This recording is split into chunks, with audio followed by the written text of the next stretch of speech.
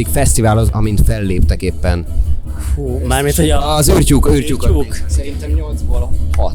8-ból 6 több mint 10 volt. Több mint 10. Hát volt 11. Szóval szerintem 10, mert tavaly kihagyott minket a Gergő. 2-ből hagytak ki, de nem tudom, hogy hány volt. Tehát az összes mínusz 2.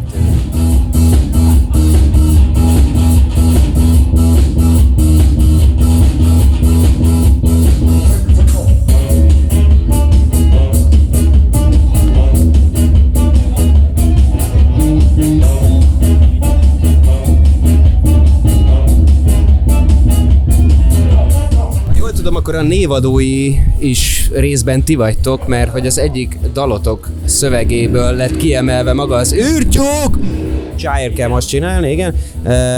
Hogy lehet, hogy akkor 2-ből kimaradtatok? Hát ezt mi sem értjük, igen. Ezért ma lehetett volna nyerni egy jegyet.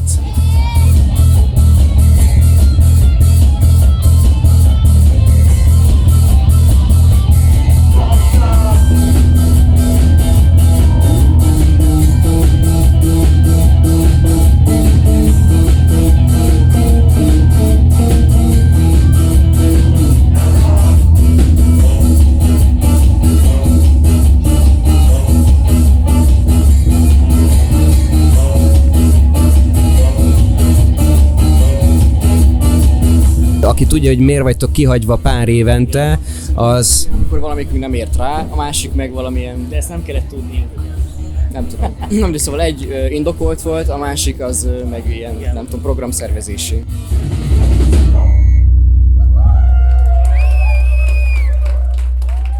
Tavaly úgy volt, hogy valami kis színpadon lépettünk volna fel, de akusztikusan, amit nem tudtunk volna megoldani egyébként. Nincs akusztikus dobotok, vagy mi volt a probléma? Akusztikus formában ezt nem annyira tudjuk előadni. A Gergő úgy ismerte minket a Művészetek Völgyébe, hogy mi ott ennek a műsornak egy részét melodikával, meg 2 gitárral adtuk elő, és ott hülyéskedünk, és akkor ott tetszett meg neki, és ő azt hitte, hogy mi ezt azóta is csináljuk, de azt mi 10-12 évet csináltuk utoljára, és akkor nem mindegy, tehát az a műsor nem volt, ő meg azt szerette volna, és akkor így végül túl későn szólt, aztán így nem fértünk. Számokba kijön, mert ugye az első űrtyúk, ha jól tudom, azon ti ott voltatok, ti fix első űrtyúkosok voltatok, az 2013?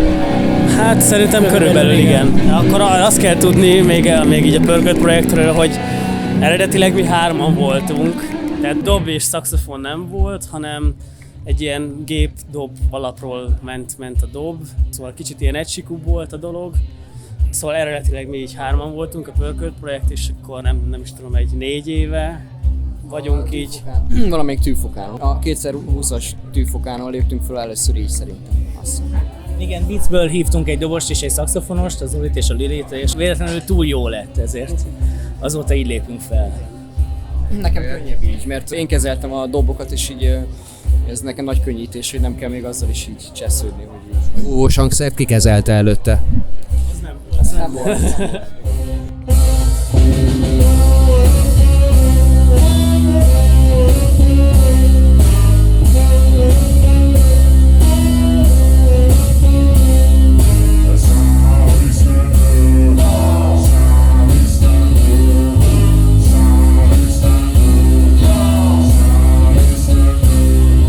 Szerintem rohadt jó, hogy ilyenre nőtte ki magát a produkciótok. Ha egyébként fesztiválról van szó, akkor ez az űrtyúk egy picit elüt az összes többitől, mert hogy egyrészt nem nyáron van, nem egy vízparton, sokkal inkább egy alagsorban vagyunk, meghitten kicsit ilyen családiasabb közegben. Miért másabb ez a fesztivál, mint a többi, hogyha így meg kéne ezt fogalmazni? Hát szerintem ez itt nagyon személyes az emberek nagy részének, akik itt vannak, mert ugye Gergő szülinapjával kapcsolatos ez az esemény, és nekünk azért is személyes, ugye, mert a mi egyik számunknak a címe a fesztivál neve, és tényleg mindig az van ilyenkor, hogy ismerős arcok vannak, meg ez ilyen annyira underground szint, hogy nem is lehetne máshol szerintem így ezt elképzelni. Nektek van esetleg erről benyomásotok, hogy miért másabb ez a fesztivál, mint a többi? Szerintem csak arról van szó, hogy a Gergő csinált magának egy saját fesztivált, és a haverjait hívta el. De ez tök jó, mert mindenki itt van.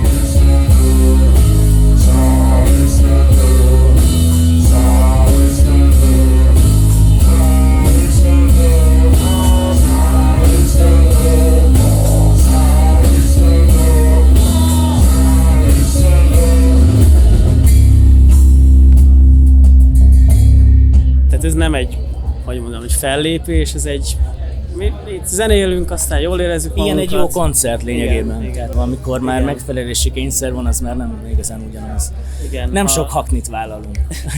Ha 5 ember van, akkor mi ugyanúgy jól érezzük magunkat, mert akkor együtt zenélünk.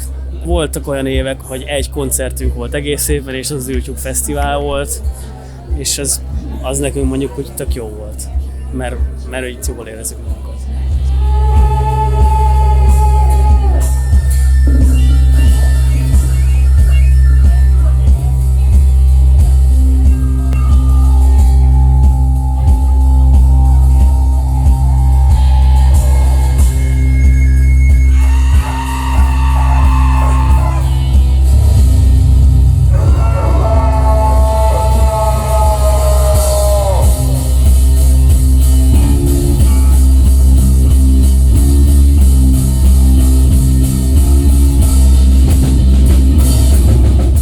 Mondani esetleg, hogy ez a hangulat, ami itt van, ez a családias, baráti dolog, ez egy picit közelebb hozza a nézőközönséget, és egy picit közelebb hoz titeket is hozzájuk. Nincsen úgy elkülönítve, a backstage itt van rögtön mellette, nem a színpad mögött van, egy tök külön helyen, hanem le kell jönni előre.